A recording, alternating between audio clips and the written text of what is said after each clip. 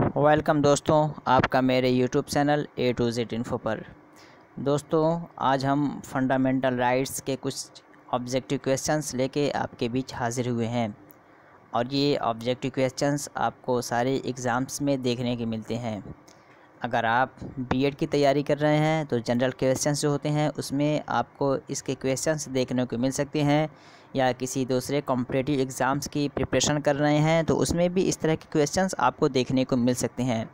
क्योंकि हमारे हिंदुस्तान का जो आइन है उसमें फ़ंडामेंटल राइट्स का बहुत ही इम्पोर्टेंट रोल है। हर ये हिंदुस्तानी का ये फ़ंडामेंटल राइट है, बेसिक राइट है, जिसको जानना बहुत ज़रूरी है। तो इसी वजह से हम आपके बीच ये फ़ंडामेंटल राइट्स के कुछ क्वेश्चंस, नियर अबाउट 30 क्वेश्चन से लेकर हाजिर हुए हैं।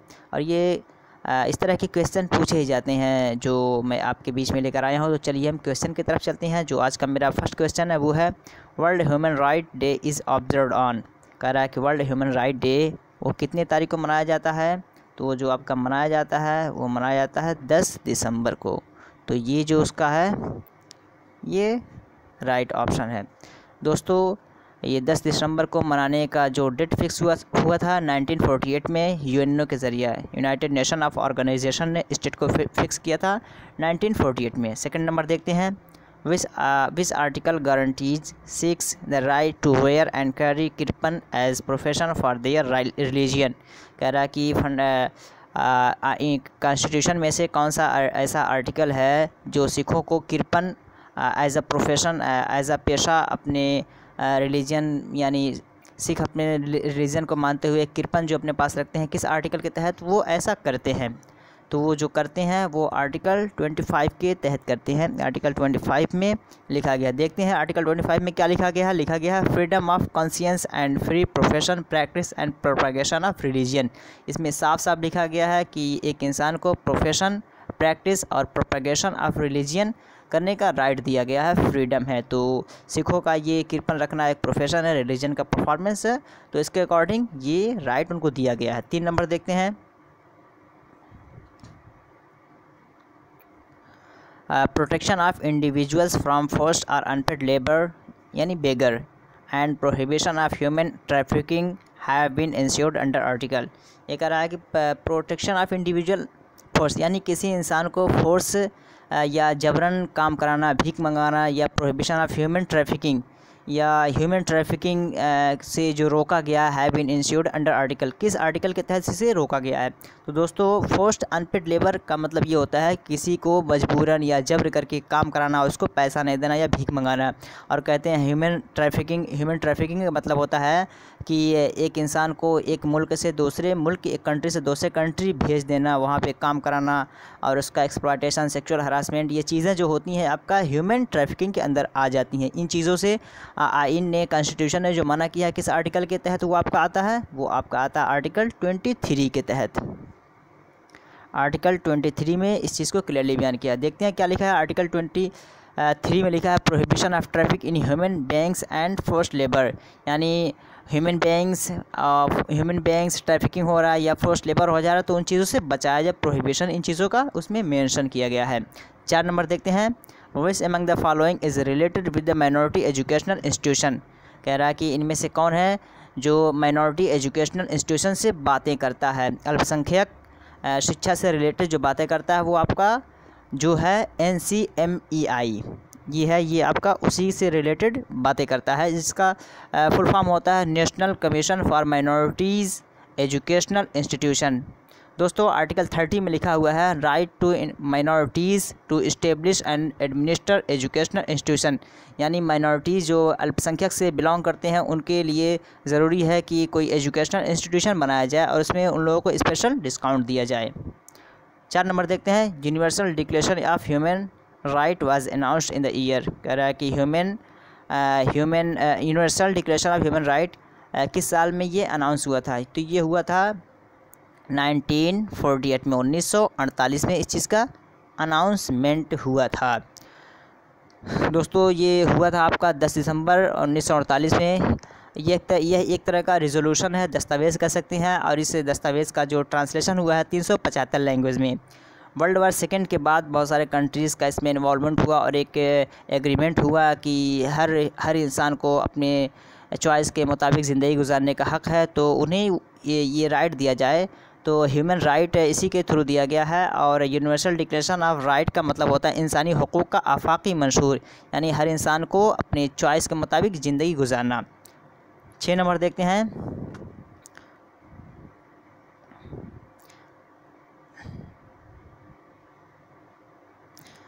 The concept of fundamental rights in Indian constitution was borrowed from.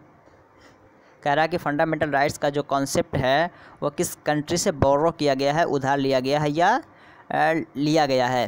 तो ये जो लिया गया आपका है यूएसए से, यूनाइटेड नेशन ऑफ अमेरिका, वहाँ से ये बोरो है। दोस्तों फंडामेंटल राइट्स जो आपके हैं वो टोटल 6 हैं। चलिए देख लेते हैं। पहले पे है राइट टू इक्वलिटी, सेकंड पे cultural and educational right, third right to freedom, fourth right against exploitation, और fifth right to freedom of religion, sixth right to constitutional remedies. ये स्टार्टिंग में 7 थे राइट टू प्रॉपर्टी, लेकिन उसको remove कर दिया गया। ये आर्टिकल 12 से लेकर 35 के बीच में आते हैं। तो पता चल गया कि फंडामेंटल राइट आपके 6 हैं और आर्टिकल 12 से 35 के बीच में ये आते हैं। नेक्स्ट देखते हैं। हाँ, जो यहाँ पे क्वेश्चन पूछा था वो आपका हो गया यूएसए से इसको बोरो किया गया है। 7 नंबर देखते हैं।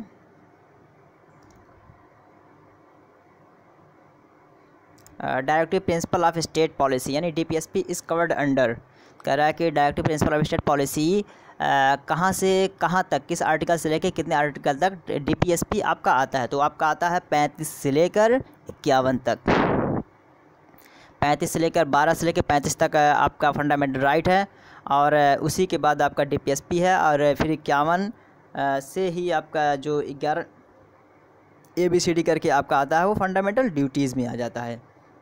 तो यहाँ पे जो आपका पूछ रहा है वो आपका 35 से लेके 51 तक, और डीपीएसपी आपका जो बोरो किया गया आयरलैंड से किया गया। 8 नंबर देखते हैं। The provision for fundamental rights in Indian constitution is covered under. देखिए फंडामेंटल राइट्स अभी जो मैं बता दिया था कि वो 6 किस्में हैं और कहाँ से कहाँ तक है, तो वहाँ पे ये सवाल फिर आ गया। देखिए पूरा क्वेश्चन बन के आ गया है कि वो आपका 12 से 35, तो ये आपका जो है सी राइट ऑप्शन हो जाएगा।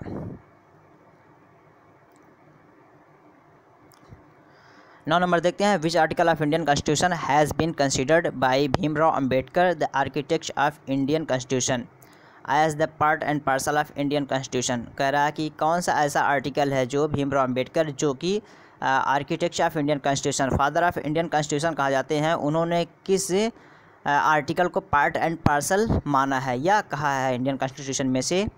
तो वो जो कहा, उन्होंने जो कहा है जिसको, वो है आपका 32।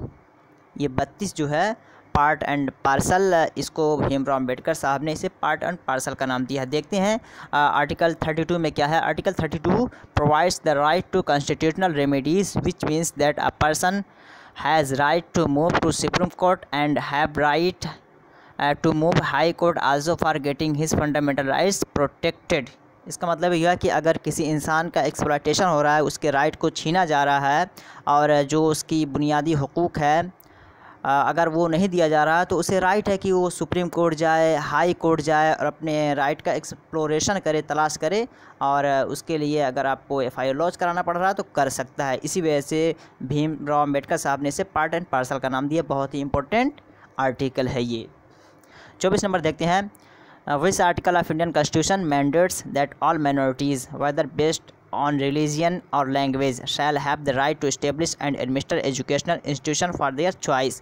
कह रहा कि इंडियन कॉन्स्टिट्यूशन में से कौन सा ऐसा आर्टिकल है जो तमाम माइनॉरिटीज़ को ऑर्डर करता है वेदर बेस्ड और रिलीजियन, वो चाहे रिलीजन बेस पे हो या लैंग्वेज बेस पे हो। रिलीजन बेस पे उनकी अलग पहचान हो या लैंग्वेज बेस पे उनकी अलग पहचान हो। Shall have the right to establish, कि उन्हें हक है कि वो एजुकेशनल इंस्टीट्यूशन अपने चॉइस के मुताबिक बनाए या उनके लिए बनाया जाना चाहिए।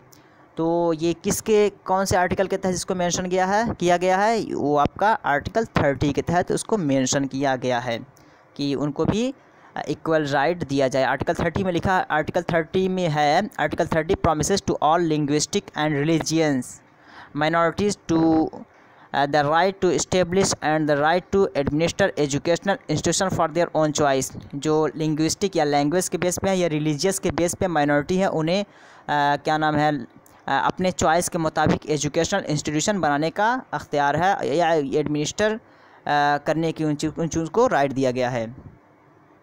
29 नंबर देखते हैं, 11 नंबर देखते हैं।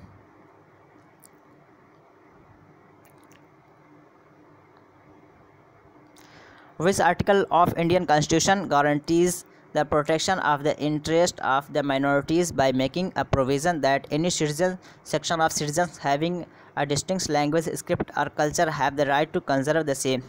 ये कह रहा है कि हर हिंदुस्तानी जो कि लैंग्वेज, स्क्रिप्ट या कल्चर के बेस पे हैं, कुछ की लैंग्वेज कुछ अलग होती है, किसी की स्क्रिप्ट रस्मुल ख़त या लिखने का जो तरीका अलग होता है, कल्चर अलग होता है, have the right to conserve the same, कि उनके साथ इक्वल बिहेव किया जाए। वो किस आर्टिकल के तहत इसको मेंशन किया गया है? वो आपका मेंशन किया गया है आर्टिकल 29 के अकॉर्डिंग। आर्टिकल 29 के अकॉर्डिंग इस चीज़ को मेंशन किया गया। Article 29 protection of interest of minorities. किसी भी हिंदुस्तानी को मज़हब या कल्चर की बुनियाद पर स्कूल में एडमिशन, नौकरी या पब्लिक प्लेस में काम करने से रोका नहीं जा सकता। अगर इंडियन सिटीज़न है तो उसे भी हर इंसान की तरह बराबर का हक़ है। जहाँ जहाँ एक अमीर इंसान जा सकता है या एडमिशन ले सकता है, बोल सकता है, वहाँ गरीब भी जा सकता है, बोल सकता है, उसे भी उतना ही राइट है। उसे हम डिस्क्रिमिनेट नहीं करेंगे स्क्रिप्ट के बेस पे, लैंग्वेज के बेस पे, कल्चर के बेस पे, उसे भी इक्वल राइट है, उसे एक्सप्लॉइट नहीं कर सकते। 12 नंबर देखते हैं। In which of the following institutions provision of religious instruction is completely prohibited under article 28। कह रहा है कि किसी इंस्टीट्यूशन में कौन सा ऐसा इंस्टीट्यूशन है जो कि आर्टिकल 28 के तहत है, जहाँ पे आप अपना रिलीजियस इंस्ट्रक्शन नहीं दे सकते, प्रोहिबिटेड है। कहाँ पे? वो आपका है institutions Holi maintain by the states. वो इंस्टीट्यूशंस, वो यूनिवर्सिटीज़ जो पूरे स्टेट्स के माध्यम से चलाए जा रहे हैं, वहाँ पे आप अपना मज़हब का एक्सप्रेशन नहीं कर सकते। 13 नंबर देखते हैं। Article 19 first advocates that a citizen has right to freedom of. कह रहा है कि आर्टिकल 19 फर्स्ट जो एक हिंदुस्तानी को, बाशिंदे को फ्रीडम ऑफ किस चीज़ की आज़ादी देता है? 19 फर्स्ट वो आप देता है स्पीच एंड एक्सप्रेशन। स्पीच और एक्सप्रेशन का राइट देता है कि हर इंसान बोल सकता है, हर इंसान अपनी भावनाओं को एक्सप्रेस कर सकता है, अपना ओपिनियन रख सकता है। तो ये आपका जो आ जाएगा स्पीच एंड एक्सप्रेशन सबको, सारे हिंदुस्तानियों को दिया गया है। 14 नंबर देखते हैं। If a citizen of India is prohibited from entering a state और union territory of India which right could be violated. कह रहा है कि अगर किसी हिंदुस्तानी को किसी स्टेट या यूनियन टेरिटरी में एंट्री करने से मना किया जाए तो उसका कौन सा राइट जो है वायलेट होगा? उसका होगा राइट टू फ्रीडम, यानी उसकी फ्रीडम को रोका जा रहा है। क्योंकि वो इंडियन है तो उसे स्टेट में, यूनियन टेरिटरी में या हर जगह जाने के उसे राइट है जहाँ पे एक कॉमन आदमी जा सकता है। अगर स्पेशली किसी को रोका जा रहा है तो राइट टू फ्रीडम का एक्सप्लॉइटेशन हो रहा है, तो आपका हो जाएगा राइट टू फ्रीडम। 15 नंबर देखते हैं। Equality of opportunities in matters of public employment is insured under article.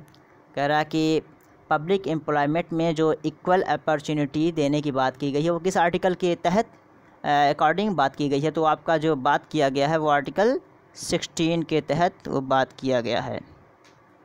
Article 16 में इस चीज़ को क्लियरली मेंशन किया गया है। क्या लिखा गया है? Equality of opportunity in matters of public employment, कि पब्लिक एम्प्लॉयमेंट में किसी को रोका नहीं जा सकता, हर इंसान को वहाँ पे जॉब, काम करने का इक्वल राइट है। 16 नंबर देखते हैं। Provisions for early childhood care under and education is insured under.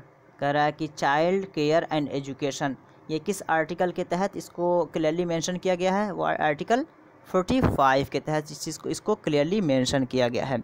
यहाँ पे एक कन्फ्यूज़न होता है बच्चों को कि आर्टिकल 21A फंडामेंटल राइट जो है और आर्टिकल 45 इन दोनों में बात किया गया है। तो आर्टिकल 45 जो आपका है ये DPSP है, directive principle state and policy, लेकिन आर्टिकल 21A जो है वो आपका फंडामेंटल राइट, वो उसका बेसिक और फंडामेंटल राइट है कि उसे एजुकेशन 14 साल तक दिया ही जाना चाहिए। Free and compulsory education till the age of 14 years उसे दिया जाना चाहिए। तो ये दोनों में ही फ़र्क है कि ये 45 जो आपका DPSP है और वो फंडामेंटल राइट है। 17 नंबर देखते हैं, which of the following articles guarantees the collective rights of individuals to freedom of religion. कह रहा है कि कौन सा ऐसा आर्टिकल है जो individual to freedom of religion की गारंटी लेता है। तो वो आपका है article 26। Article 26 freedom of individual freedom of religion की गारंटी लेता है। देखते हैं article 26। Article 26 freedom to manage religious affair subject to public order. ये कह रहा है कि फ्रीडम उसको आज़ादी दी जाती है कि रिलीजियस अफेयर को अपना वो मैनेज करे या पब्लिक ऑर्डर, इन चीज़ों को उसे करने की आज़ादी दी गई है इस आर्टिकल के तहत। 18 नंबर देखते हैं, right to information is not clearly mentioned in the constitution as a fundamental right by which article it has been implied. कह रहा है कि राइट टू इन्फॉर्मेशन ये कॉन्स्टिट्यूशन में क्लियरली किसी आर्टिकल में इसको मेंशन नहीं किया गया है, तो इसको किस आर्टिकल के तहत इम्प्लाइड किया गया है, दाखिल किया गया, उसमें इसको मेंशन किया गया है। तो आपका है 19 के तहत इसको मेंशन किया गया है। 19 जो आपका है, all citizens shell have the right, कि हर हिंदुस्तानी को इक्वल राइट है, तो उसी के तहत राइट टू इन्फॉर्मेशन आ जाएगा कि अगर किसी का कोई राइट एक्सप्लॉइट हो रहा है तो वो राइट टू इन्फॉर्मेशन दे सकता है, तो उसी के अकॉर्डिंग ये आपका आ जाएगा।